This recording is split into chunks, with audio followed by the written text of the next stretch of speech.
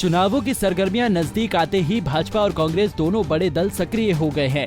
भाजपा के बड़े बड़े नेता अब चंबा जिले के कोने कोने में जाकर भाजपा के लिए कामों का व्याख्यान कर रहे हैं। इसी कड़ी में आज जम्मू कश्मीर से आए विधायक देवेंद्र सिंह राणा, जिनको कि चंबा जिले का सह प्रभारी नियुक्त किया गया है, आज अंतिम चरण में स्थानीय चंबा की जनता से रूबरू हुए। मीडिया से बातचीत के दौरान उन्होंने केंद्र और प्रदेश सरकार के कार्यों का जिक्र भी किया। देवेंद्र सिंह राणा ने कहा कि आज उनके प्रवास का चंबा जिले में आखिरी दिन है और उनका सौभाग्य है कि वो अपने चंबा मीडिया से रूबरू होकर उनसे बात कर सके, जिसके लिए उन्होंने चंबा मीडिया का बहुत बहुत धन्यवाद भी किया। उन्होंने कहा कि केंद्र और प्रदेश सरकार ने अपने कार्यकाल के दौरान नए आयाम पेश किए हैं और भाजपा मिशन रिपीट के साथ रिवाज भी बदलेगी।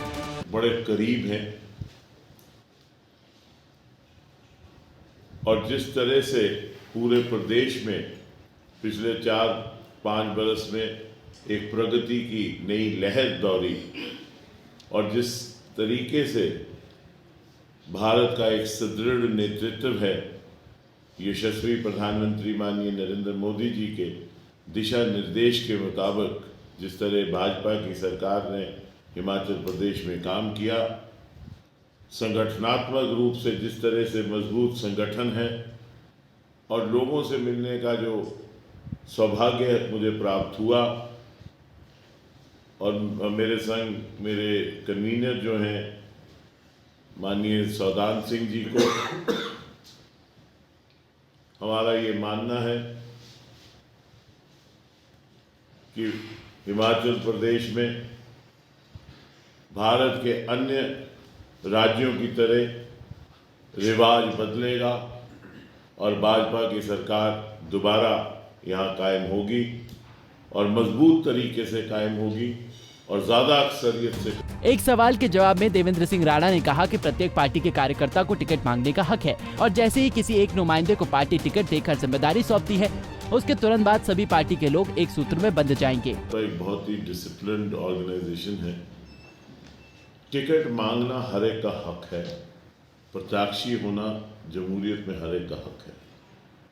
जो आदमी सियासत में आता है उसको टिकट मांगने का हक है, लेकिन जिस वक्त संगठन फैसला कर लेता है उसके बाद भाजपाई जो हैं वो अपने दायरे में रह के पद्धति प्रणाली के फैसले को सर्वप्रथम रख के आगे रख के भाजपा की नीतियों के साथ हम जुड़े हैं, हम सिद्धांत के साथ जुड़े हैं और उस सिद्धांत के पीछे चल के लोग जो है काम करते हैं।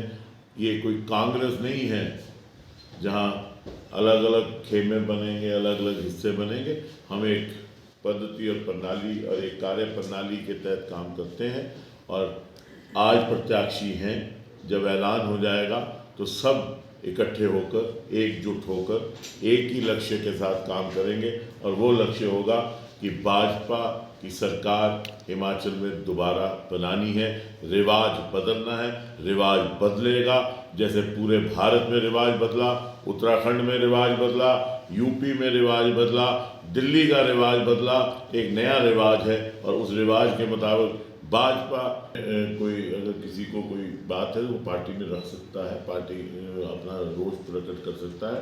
लेकिन हाल ही में मैंने मेरी जानकारी के मुताबिक माननीय मुख्यमंत्री जी की उनके साथ भेंट हुई और एक विचार विमर्श हुआ। कई बार होता है कि परिवार है, इतना बड़ा परिवार है कि दुनिया का सबसे बड़ा सियासी परिवार है, घर में भी 2 बर्तन हो, कई बार आपस में खटकते हैं, लेकिन बाहर वालों को उसमें कोई खुशी होने की बात नहीं है। जो होगा उसको संभाला जाएगा, लेकिन ये है कि इकट्ठे होकर हम सब लोग इकट्ठे होकर इस महायज्ञ में हिस्सा लेंगे और इस यज्ञ में आहुति अपनी डालेंगे और मुझे पूरा यकीन है इस यज्ञ में हम कामयाब होकर निकलेंगे। बढ़ती महंगाई और बेरोजगारी पर देवेंद्र सिंह राणा ने क्या जवाब दिया, आप खुद ही सुनिए।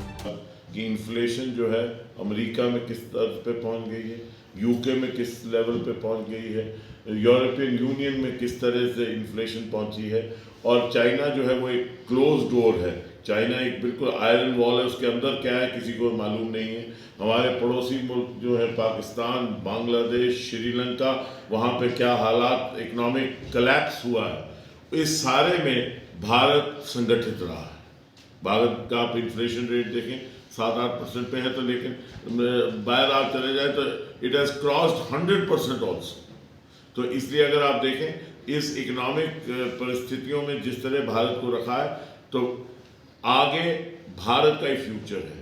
ये जो प्राइस राइज हुई, कुछ यूक्रेन की वजह से हुई, फ्यूल प्राइसेस पे असर पड़ा, ग्लोबल फैक्टर्स बहुत ज़्यादा हुए हैं और कोविड की वजह से हुआ। लेकिन जिस तरह की इकोनॉमिक प्लानिंग इस भाजपा सरकार ने यशस्वी प्रधानमंत्री माननीय नरेंद्र मोदी जी के नेतृत्व में की है, भारत ही विश्व का ताकतवर इकोनॉमिक मुल्क बनेगा। नंबर 5 पे हम थे, नंबर 4 पे यूके था, हम 4 पे आए हैं। आने वाले वक्त में आप देखेंगे अगर इसी दिशा में चले और इसी तरीके से भारत चला, कोविड के बाद जहां इकोनॉमीज कोलैप्स हुई, भारत जो है वो हो सकता है कि अगले साल में एक number 3 economy of the world बन जाए, जो एक बहुत बड़ा माइलस्टोन। चंबा से शिव शर्मा की रिपोर्ट। हमसे जुड़े रहने के लिए हमारे YouTube चैनल को सब्सक्राइब करें और नई वीडियो की नोटिफिकेशन के लिए बेल आइकॉन को दबाएं। अगर आप ये वीडियो Facebook पर देख रहे हैं तो लाइक जरूर करें और ज्यादा से ज्यादा शेयर करें। इसी तरह के और भी अपडेट्स के लिए फॉलो करें हमारा Instagram पेज himachal.kesri।